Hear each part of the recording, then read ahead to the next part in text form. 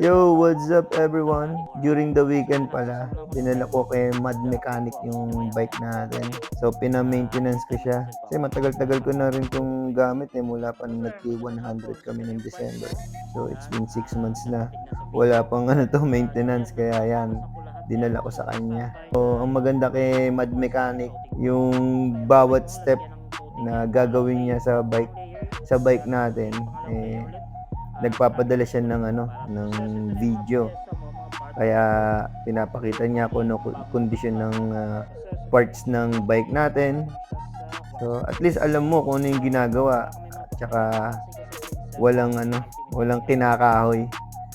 So very trustworthy si Mad Mechanic, tsaka very professional.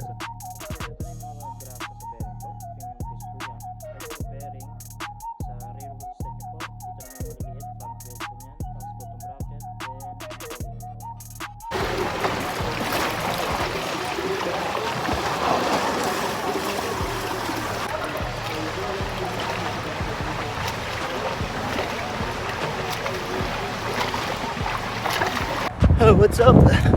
It's 8:55 PM. Katatapos lang natin mag-swim ng 3.9 km. So after, meron tayong 30 minutes run. Zone 1 lang. First time ko palang nag-swim ng 3.9 sa pool. Miski sa dagat, di ko pa nagagawa yun. Tapos, meron akong nabasa na dapat daw mag-take ng electrolytes. Pero kasi mataas ang uric acid. So nag-search ako. Siyempre tayo, ChatGPT. Naglagay ako ng asin sa iniinom kong tubig. Tinry ko. Ayun, sumakit yung tiyan ko ngayon. Kanina nung umuwi ako bago mag-run, nakapag-CR na ako. Ngayon habang nagra-run tayo ngayon, nakakaramdam ako ng another set. So talagang pinapractice talaga yung mga bagay na hindi mo nakasanayan. Kailangan talaga practicein. So may 4 minutes remaining na natira. Buti umabot ako. Kaya dito ko na lang tatapusin sa treadmill yung 4 minutes. Kaya kung halimbawa sa race, kung hindi nyo pa natatry sa mga training, yung mga gagamitin yung electrolytes, mga yan, tapos yung mga gel, o kahit ano man yung kakainin nyo, dapat sa training, pinapractice din talaga. Kaya kasi mahirap na, katulad nun, na si Arkam bigla. Sayang ang oras. Kaya ayan. So, that's it for today. Tonight pala.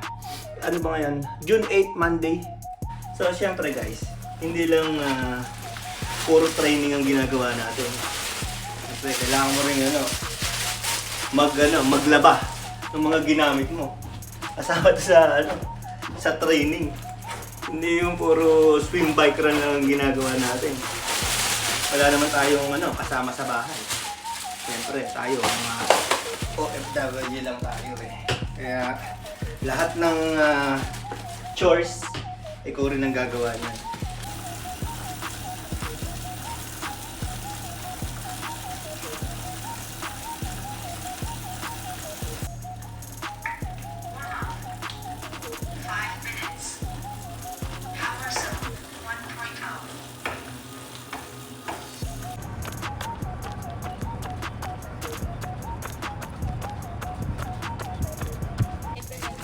Happy Independence Day, everybody. Tinula. May flag ceremony, Hazel, Tapos, yun, naisip nga namin ni Coach Hazel, katuwaan, gawa tayo ng reverse, aquathlon. Kasi, pag inuna natin yung swim, mamaya yung run, makinis na. Alam naman natin na sensitive tayo parehas. Baka mangitim tayo. Gugulo nyo eh. Okay, ganito na lang gawin natin para hindi tayo masyado maingay dyan paglabas. Gawin natin yung takbo, 6-6 o 7-7. Tapos wave na lang tayo ng 5 seconds, sunod ulit, 5 seconds, sunod ulit. Kasi mamaya, 5K, malungkot sila. 3-3, every 3 minutes. Yan, tapos recover ng 15 seconds. Hindi, 1 minute. 15 lang. Hindi, 1 minute binigay. O sige, sige, papayagan ko na yun. Okay na yun. Ibang klase talaga si Coach. okay, game! Thank you, Coach. Ikaw din ha, ganun din gagawin mo. Dali. Check ko nga kung anong ano. Good morning, good morning. Nagwe-weigh in tayo, Manuel. Again. weigh in ulit. Ay, hindi ikaw. You need Ikaw to weigh mag-weigh. in. Hindi ka na. We're doing some fluid, individualized fluid hydration. Ang purpose natin nito is magkaroon ng idea ang athlete kung how much ml of fluid does he need to take per hour, whether in the training or in the race, para hindi ka na dehydrate or dehydration or overhydration. Tanggalin natin to. Sorry. Lahat kaya... Yes. So I need to measure his weight right now before the race. 76.3. Anong lagay ko na dito? Darius. Then Darius, mamaya, you need to weigh in again. Okay? Sige. Right after the run. Right after the run. And tell me how much fluid you need that you have taken during the run.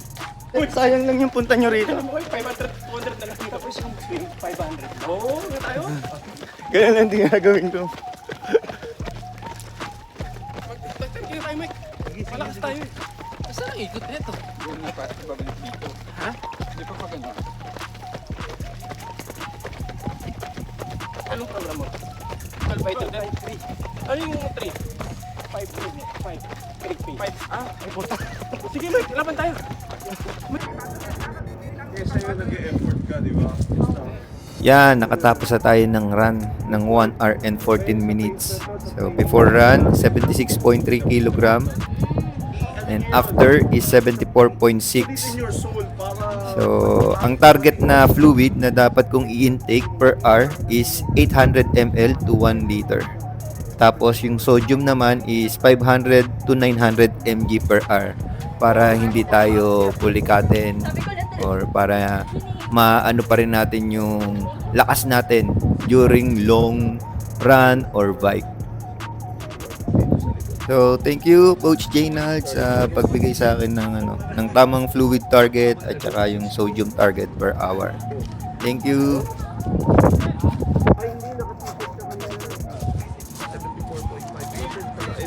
Anyway, ilang ml yung lagay? Masaya kami, buti pa kami niluluto. Tingnan ko nga yung t-shirt dito. Dapat na anyway, para mas accurate. Alright, nakatapos na kami ng run ni Billy. The best of the best. So, salang lang kami sa swim. Ano ba yan? Bakit naka-videoan? Makinig kayo ha, malinaw yung sinabi ha. 1 teaspoon ng sugar, 1 teaspoon ng salt. 2,800 pieces lang. Pag sumobra, pupulikatin kayo. Mamaya na ulit yung iba. Yung mga tips ni Coach Of course. CBQ. Kailangan equal distribution. Hindi ba magkasakit ka ba ito? Pag sumobra ng Hindi, kasi may asukal. Yun nga yung kailangan balance eh. So, pag walang tubig. Walang tubig yun. May sinabi bang may tubig? Wala. Diba? At saka, pag kinain nyo, diretso sa ilalim ng dila. Pisang kain. Sa ilalim ng dila, para yung absorption. pwede i-straw yun. Pwede kang ano yun? 500 pieces per 30 minutes. I-straw yun para mas madaling Mapapagalitan na naman tayo rito. Tangin ang ingay nyo eh. Una na si Mike. Dalawa lang kami ni JP. Pero mamaya babalik din naman kami. Babalikan namin yung tropa ng alas 3. Ngayon 2:18. Dapat kasi start namin 2 o'clock. Hindi na ako makatayo. Balik ito.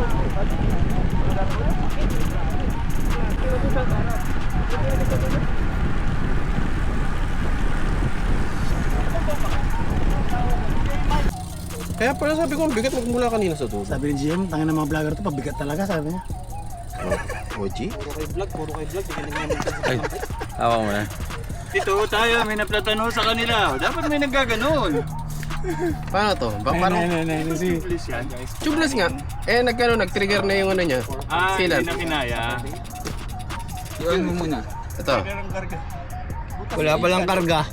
Hindi pa na charge. Inuna. Mulutang yun. Akala ko susunod din sa ilalim. Susunod daw sa ilalim yung boya. Nakalutang. Parang asawa ko. Nasa kita. Bata nga ba yun? Parang asawa ko. Nasa boya. Sabi niya. Lumusot daw. Lumusot ako. Lamoy ako. Parang tigas. Ngayon kasabit. Tinanggal ko. Di na namin makabit. Wala ba tumulong ito? Tiyak naman. Buwang na. Ang pamamatay ko dito, boy. Ito nga, ito nga nakishare na ito ng buyo. Pagod na rin siya. Nakikisaw-saw na kami. Dalawa kami nagbubuyo. Pagod na kami. Sa gitna kami. Wala na kami makapitan.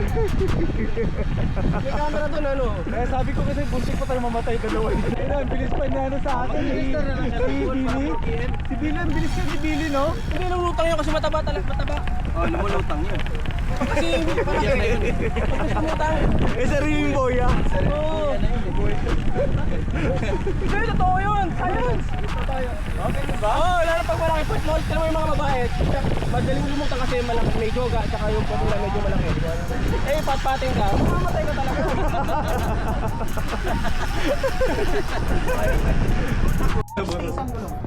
Sino yun? Kape. Ginawa yung sugar. Basta lang natin yung kape. Saan mo galing ko? Ginawa ni Jake, ha? Sino kumuha ko, no? Si Jake. Oh, dito tayo sa loob. Pwede naman dito eh. Loob pa naman siya. Ay, magpicture tayo sa loob para magbuka tayo mayaman. Kapel, magkatapos natin kumain. Wala na naman laban lang. Siya ko, tinagir pa eh. Siguro eh, pinisigil siya. Ano yun? Anong pangalan niya ito? Ano yung hindi yung totoong hato? Ricky! Hari ato? Ricky! Ricky!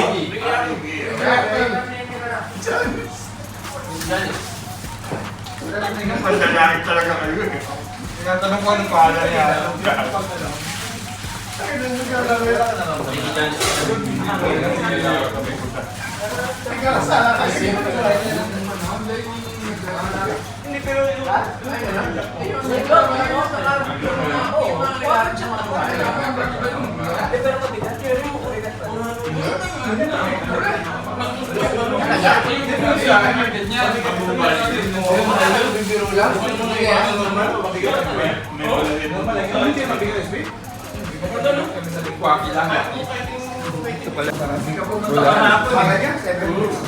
Iniwan ka ni Art doon sa swing. Bobo eh. Sabi niya, pagdating doon sa Rosario, ginawa niya, ilalim siya sa Rosario. Sabi niya doon sa Moya, ilalim ka din.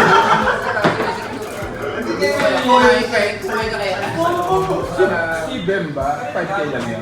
Gago, unahin mo yung boya palabas. Kaya susunod ka. Hindi sumabit yung boya. Luluwag yung tarik. O, di natagal. Tanggal na. Pagkala mo siya, natatanggal. Nakikita kami. Dali lang, ma'am. Tulusot ako sa'yo. Yung mga babae. Tapos, dali ko sa taman, di ba? Kaya ko. Parang yung mga dahong kahapon, di ba? Mga kalaban. Pailumot! Dapat pala hindi mo partner. Kaya si Michael naman nakaka-distract. Alam ko yun. Sugatan ako sa kamay ko. Sugatan yung kamay ko. Sabi ko, Pakapi ano? pinabot ko pa yun. Pakapi ano? Tumama yung kamay ko dun. Sa oras na. Ako na ito. Bigla ako na abot. Yakap ko talaga. Pero malinaw yung tubig ka ako. Take pa sa asawa mo.